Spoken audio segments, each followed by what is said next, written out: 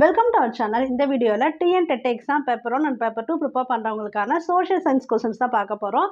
இந்த வீடியோவில் ஒரு 50 கொஸ்டின்ஸ் கொடுத்துருக்கேன். நீங்கள் டெஸ்ட் போல் அட்டன் பண்ணிவிட்டு இந்த 50 கொஸ்டின்ஸ்க்கு நீங்கள் எவ்வளோ மார்க்ஸ் எடுத்திருக்கீங்க அப்படிங்கிறத கடைசியாக கமெண்ட் பாக்ஸில் கொடுங்க. இந்த சேனலுக்கு ஃபஸ்ட் டைம் வரீங்கன்னா சப்ஸ்கிரைப் பண்ணிவிடுங்க, பெல் ஐக்கானும் கிளிக் பண்ணிக்கோங்க. அப்போ தான் நாங்கள் போடுற வீடியோ இமீடியட்டாக உங்களுக்கு ரீச் ஆகும். இப்போ வீடியோக்குள்ளே போயிடலாம். எந்த மாநிலத்தில் ஜோக் நீர்வீழ்ச்சி உள்ளது? ஃபியூ செகண்ட்ஸ் டைம் தர ஆன்சர் கெஸ் பண்ணுங்கள், அதுக்கப்புறம் நான் ஆன்சர் சொல்கிறேன்.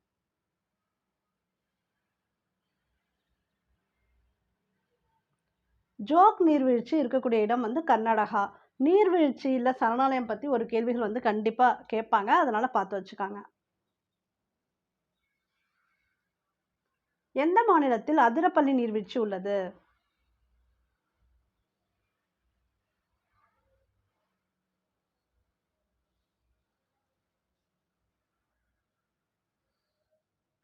கேரளா. அதிரப்பள்ளி நீர்வீழ்ச்சி கேரளா. எந்த மாநிலத்தில் காசிரங்கா தேசிய பூங்கா அமைந்துள்ளது?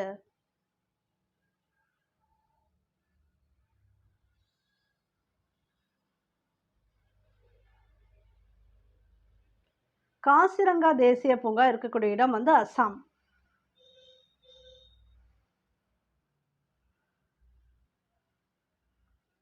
களக்காடு வனவிலங்கு சரணாலயம் எங்கு அமைந்துள்ளது?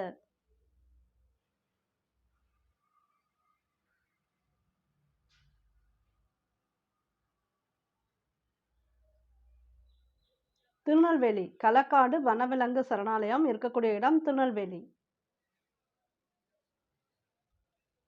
வேடந்தாங்கல் பறவைகள் சரணாலயம் எங்கு அமைந்துள்ளது?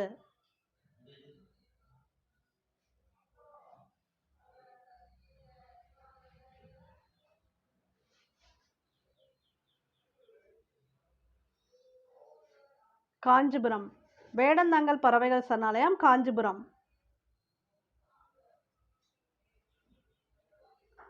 வெள்ளோட் பறவைகள் சரணாலயம் எங்கு அமைந்துள்ளது?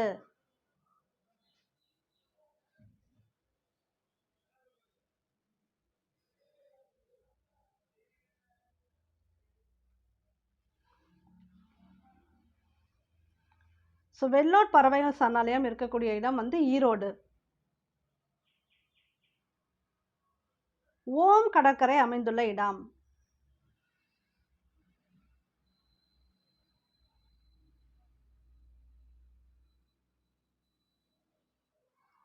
கர்நாடகா. மலைகளின் ராணி எது?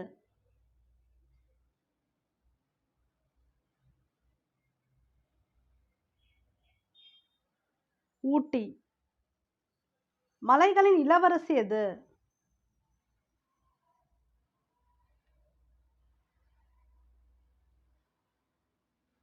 கொடைக்கானல். இப்போ ஊட்டி கொடைக்கானல் அப்படியே சொல்றோம் இல்லையா, அப்படி ஞாபகம் வச்சுக்கலாம். ராணி இளவரசி. தெற்கின் கைலாஷ் என அழைக்கப்படுவது எது?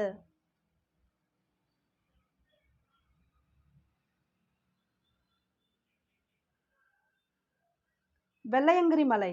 தெற்கின் கைலாஷ் என அழைக்கப்படுவது வெள்ளையங்கிரி மலை. இந்த கொஸ்டின் வந்து இப்போ ரீசெண்டாக 2025 நடந்த பேப்பர் 2 சோஷியல் சயின்ஸ் வந்து கேட்டிருக்காங்க. ஏழைகளின் ஊட்டி என அழைக்கப்படுவது எது?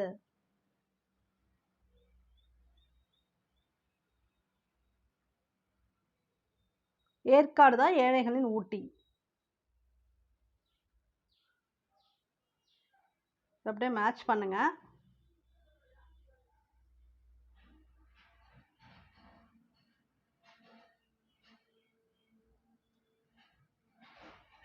இதற்கான விடை ஆவரம். முண்டந்துறை வனவிலங்கு சரணாலயம் திருநெல்வேலியில் இருக்கக்கூடியது. முண்டந்துறை வனவிலங்கு சரணாலயம். முதுமலை வனவிலங்கு சரணாலயம் வந்து நீலகிரியில் இருக்கு. கோடியக்கரை வனவிலங்கு சரணாலயம் நாகப்பட்டினம். இந்திரா காந்தி வனவிலங்கு சரணாலயம் கோயம்புத்தூர். அமைதியான மற்றும் ஆழமற்ற கடற்கரை எது?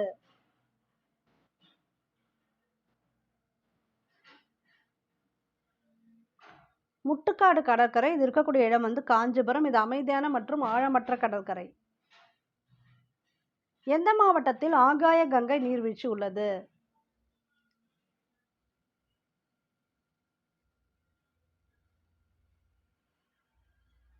நாமக்கல். ஆகாய கங்கை நீர்வீழ்ச்சி நாமக்கல். எந்த மாவட்டத்தில் ஒகேனக்கல் நீர்வீழ்ச்சி உள்ளது?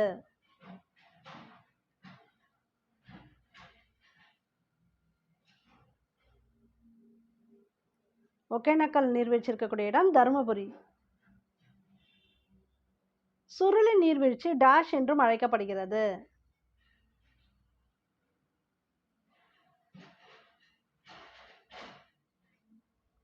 இதுக்கு விட வந்து ஆ மற்றும் ஆ. அதாவது சுருளி நீர்வீழ்ச்சி நில நீர்வீழ்ச்சின்னு அழைக்கப்படுது, மேகாமலை நீர்வீழ்ச்சி அப்படின்னு அழைக்கப்படுது. ஆனால் இந்த கேள்வி வந்து எப்படி கேட்டிருந்தாங்க 2025ன்னு பார்த்தீங்கன்னா, சுருளி நீர்வீழ்ச்சி இருக்கக்கூடிய மாவட்டம் எதுன்னு கேட்டிருந்தாங்க. ஒரு கொஸ்டின் வந்திருந்தது. மாவட்டம்னு பார்த்தீங்கன்னா தேனி மாவட்டம். அப்படியே மேட்ச் பண்ணுங்க.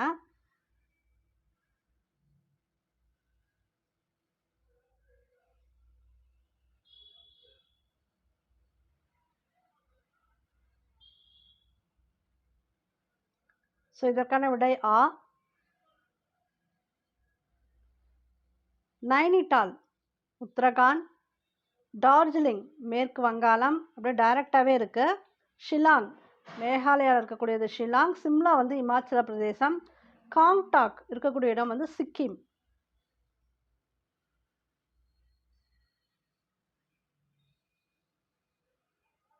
பின்வருவனவற்றில் இந்தியாவில் இல்லாத பறவைகள் சரணாலயம் எது?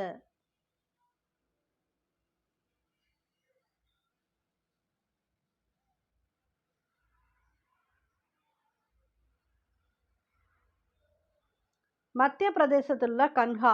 இந்த கொஸ்டின் வந்து கொஞ்சம் டிஃபிகல்ட்டாக இருக்கும். அதாவது எப்படின்னா நீங்கள் கொஞ்சம் கரெக்டாக புரிஞ்சுக்கணும். இது புக் பேக் கொஸ்டின் தான், புக்கில் கொடுத்துருப்பாங்க. இல்லாத பறவைகள் சரணாலயம்னு கேட்டிருக்காங்க. சரிங்களா? ஆக்சுவலாக மத்திய பிரதேசத்தில் கன்ஹான்னு ஒரு சரணாலயம் இருக்குது. அது என்னன்னு பார்த்தீங்கன்னா உங்களுக்கு விலங்குகளுக்குரிய சரணாலயம். மெயினாக சொல்லப்போனால் தேசிய பூங்கல் கூட சொல்லலாம். ஸோ இது வந்து மத்திய பிரதேசத்தில் கன்ஹாங்கிற இடத்துல இருக்குது. பட் அது பறவைகள் சரணாலயம் கிடையாது. அதனால தான் இந்தியாவில் இல்லாத பறவைகள் சரணாலயம் எதுன்னு கேட்டிருப்பாங்க. அதுக்கு இந்த கொஸ்டின். பட் இதே கொஸ்டினை இப்போ வந்து 2025ல் கேட்டிருந்தாங்க. என்னென்னா சரியான இணை எது அப்படின்னு கொடுத்துட்டு உங்களுக்கு வந்து தேசிய பூங்கா, கன்ஹா தேசிய பூங்கா மத்திய பிரதேசம் கொடுத்துருந்தாங்க. அப்போ இது சரியான விடை தான். ஓகேங்களா? அதில் கொடுத்துருந்த இணைகள் அது சரியாக இருந்துச்சு. ஸோ கொஸ்டின் வந்து படிக்கும்போது தெளிவாக படிச்சுக்கோங்க. ஆன்சர் கரெக்டாக பாருங்கள். இப்போ மற்றது எல்லாமே பறவைகள் சரணாலயம் இருக்குது. தமிழ்நாட்டில் கூந்தன்குளத்தில் பறவைகள் சரணாலயம், ராஜஸ்தானில் இருக்கக்கூடிய பாரத்பூர் வந்து பறவைகள் சரணாலயம், குஜராத்தில் நல்சரோவர் வந்து பறவைகள் சரணாலயம். இந்தியாவில் இல்லாத கடற்கரை எது?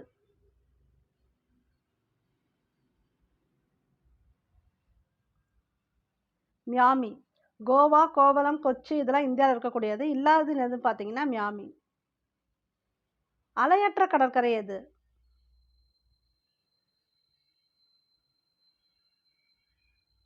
ராமேஸ்வரம் கடற்கரை. இரண்டாவது மிக அழகிய நீண்ட கடற்கரை எது?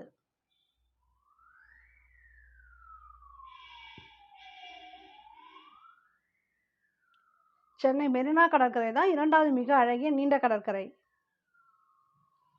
கிண்டி தேசிய பூங்கா அமைந்துள்ள இடம்?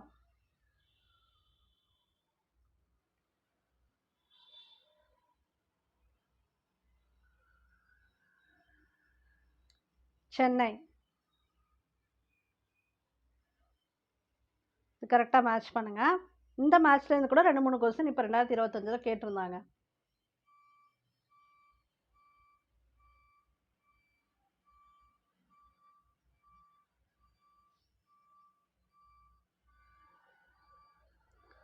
சரியான விடை ஆ வருது. ஆனைமலை வாழிடம்.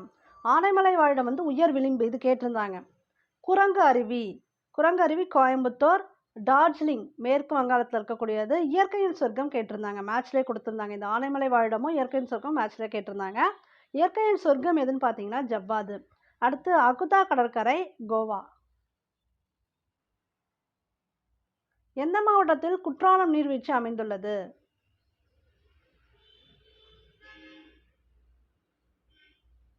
தென்காசி. இதை அப்படியே மேட்ச் பண்ணுங்க.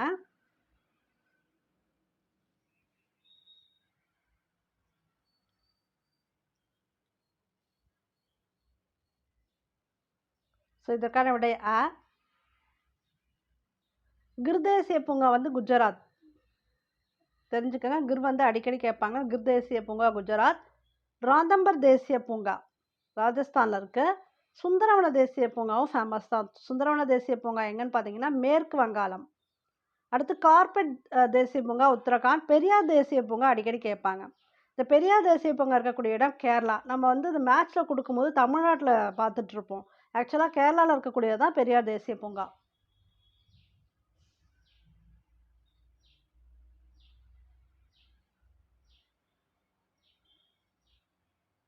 கீழ்காணும் இந்திய குடியரசுத் தலைவர்களை காலமுறை அடிப்படையில் வரிசைப்படுத்தி விடையளி.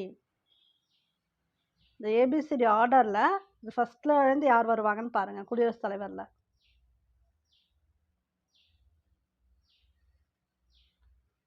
இதற்கான விடை பி வரும். அதாவது ஃபஸ்ட்டு வந்து டாக்டர் ராஜேந்திர பிரசாத் இருப்பாங்க. அடுத்து டாக்டர் ராதாகிருஷ்ணன், ஜாகிர் ஹுசேன், திரு வி கிரி. சிவாஜி நிலங்களை அளக்க பயன்படுத்திய அளவுகோல் எது?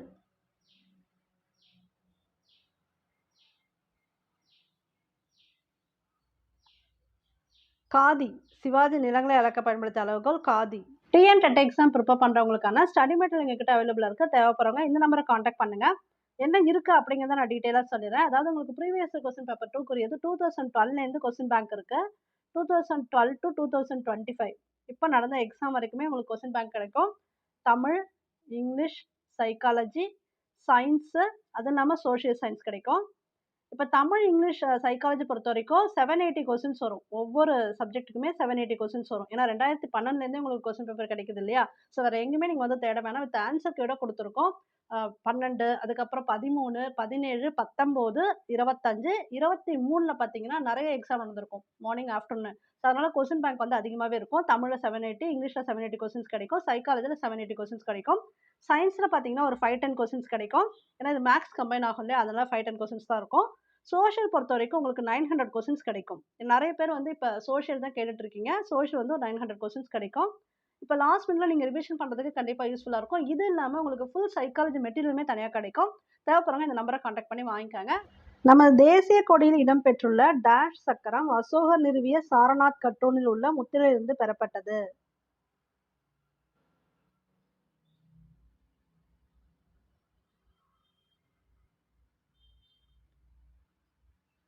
இருபத்தி 4 ஆரக்கால் சக்கரம் அசோகர் நிறுவிய சாரநாத் கட்டூனில் உள்ள முத்திரையிலிருந்து பெறப்பட்டது. கட்டிடக்கலையின் இளவரசர் என அழைக்கப்பட்டவர் யார்?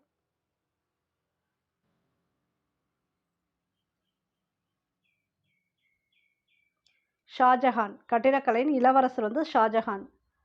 வங்கி வீதம் எப்போது உயர்த்தப்படுகிறது?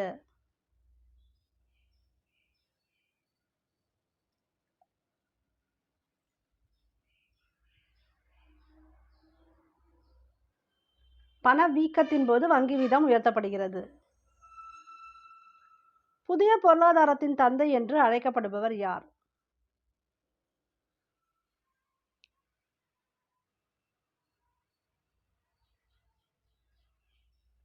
ஜே.எம். கீன்ஸ். புதிய பொருளாதாரத்தின் தந்தை ஜே.எம். கீன்ஸ். சமத்துவ உரிமை இந்திய அரசியலமைப்பில் 5 விதிகளில் வழங்கப்பட்டுள்ளது. அவை: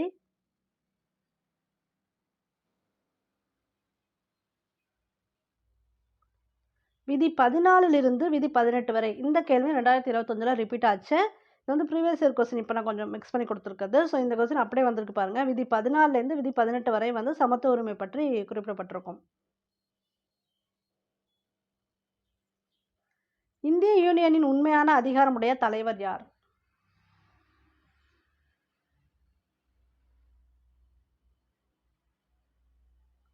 பிரதம மந்திரி. பொதுவாக பண்டத்தின் விலைகள் குறையும் போது பணத்தின் மதிப்பில் என்ன நிகழும்?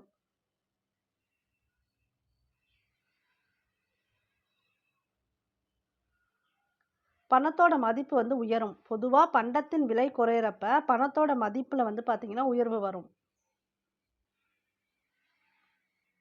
இராணுவத்தில் மன்சப்தாரி முறையை அறிமுகப்படுத்தியவர் யார்?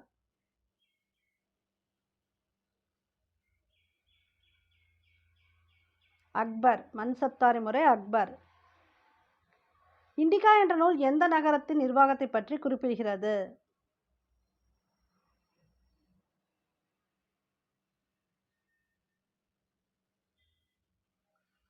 பாடலிபுத்திரம். புகழ்பெற்ற எல்லோரா கைலாசநாதர் குடைவரை கோயிலை கட்டியவர் யார்?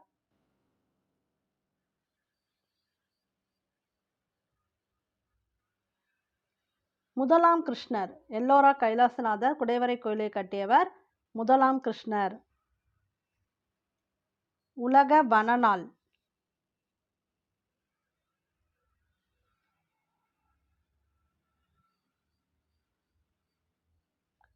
வன நாள் வந்து மார்ச் 21. இப்போ 2025 ஒரு கொஸ்டின் கேட்டிருந்தாங்க. அதாவது வன விலங்குகள் தினம் கேட்டிருந்தாங்க. அது வந்து மார்ச் 3 வரும். இது வந்து வன நாள். இது மார்ச் 21. இது போல் முக்கியமான டேஸ் எல்லாம் பார்த்து வச்சுக்காங்க. புக்கில் இருக்கிறதா கேட்பாங்க. புக்கில் வர்றதே நீங்கள் வந்து தனியாக நோட் பண்ணி வச்சுக்காங்க. ரிக்வேத காலம்.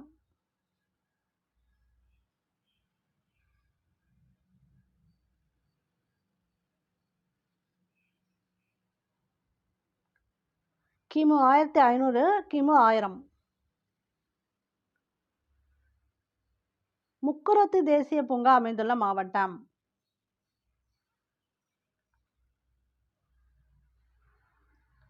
முக்குரத்து இருக்கக்கூடிய இடம் வந்து பார்த்தீங்கன்னா நீலகிரி.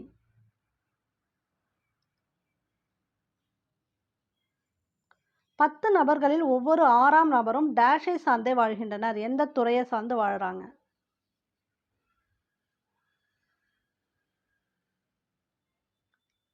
வேளாண் துறை. உலகின் மிகப்பெரிய நீர்மின் சக்தி நிலையம் அமைந்துள்ள இடம். மிகப்பெரிய நீர்மின் சக்தி நிலையம் அமைந்துள்ள இடம்.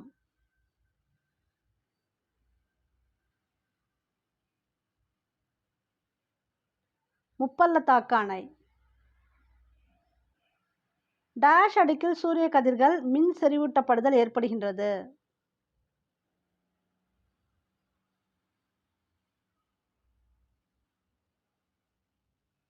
அயன அடுக்கு. இந்த அடுக்கு பற்றிலாம் கேட்டுக்கோங்க. ஆனால் ப்ரீவியஸ் இயர் கொஸ்டின்ஸ் பார்த்தீங்கன்னா அடுக்கு பற்றிலாம் அதிகமாக கேட்குறாங்க.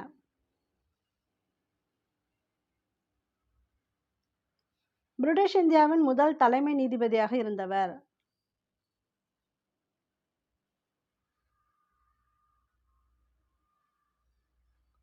Sir Elijah இம்பே. ஹாலந்து நாட்டை சேர்ந்த மக்கள் டேஷ் என அழைக்கப்படுகின்றனர்.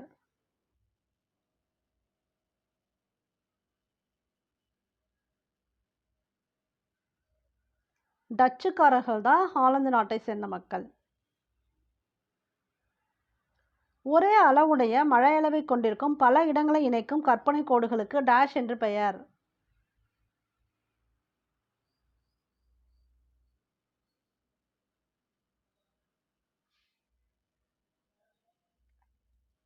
சம மழைக்கோடுகள். சமஸ்கிருத மேத நீலகண்ட தீட்சிதரை ஆதரித்தவர் யார்?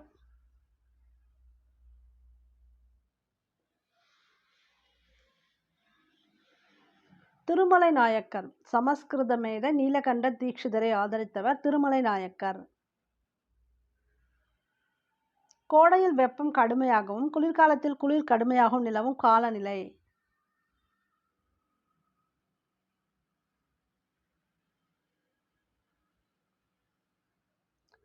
கண்ட காலநிலை. கோடையில் வந்து வெப்பம் கடுமையாகவும் குளிர்காலத்தில் குளிர் கடுமையாகவும் இருந்துச்சுன்னா அதுக்கு பேர் கண்ட காலநிலை. ராமானுஜரின் பக்தி மார்க்கம்.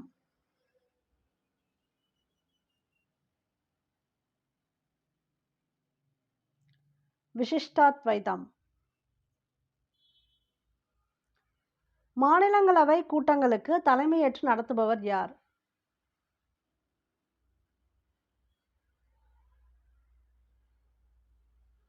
துணை குடியரசுத் தலைவர். மாநிலங்களவை கூட்டங்களுக்கு தலைமையேற்று நடத்துபவர் துணை குடியரசுத் தலைவர். ஸோ ஒவ்வொருத்தவங்களுக்கும் ஒரு ரோல் இருக்கும் இல்லையா, அதெல்லாமே தெரிஞ்சு வச்சுக்கோங்க. இது போல் கேள்விகளும் வந்து உங்களுக்கு ரிப்பீட்டடாக கேட்குறாங்க. இந்த 50 கொஸ்டின்ஸ்க்கு எவ்வளோ மார்க்ஸ் எடுத்திருக்கீங்க அப்படிங்கிறத மறக்காமல் கமெண்ட் பாக்ஸில் கொடுங்க. இந்த சேனலுக்கு ஃபஸ்ட் டைம் வந்தால் சப்ஸ்கிரைப் பண்ணிடுங்க, பெல் ஐக்கானும் கிளிக் பண்ணிக்கோங்க. அப்போ தான் நாங்கள் போகிற வீடியோ இமீடியட்டாக உங்களுக்கு ரீச் ஆகும். தேங்க்யூ ஃபார் வாட்சிங்.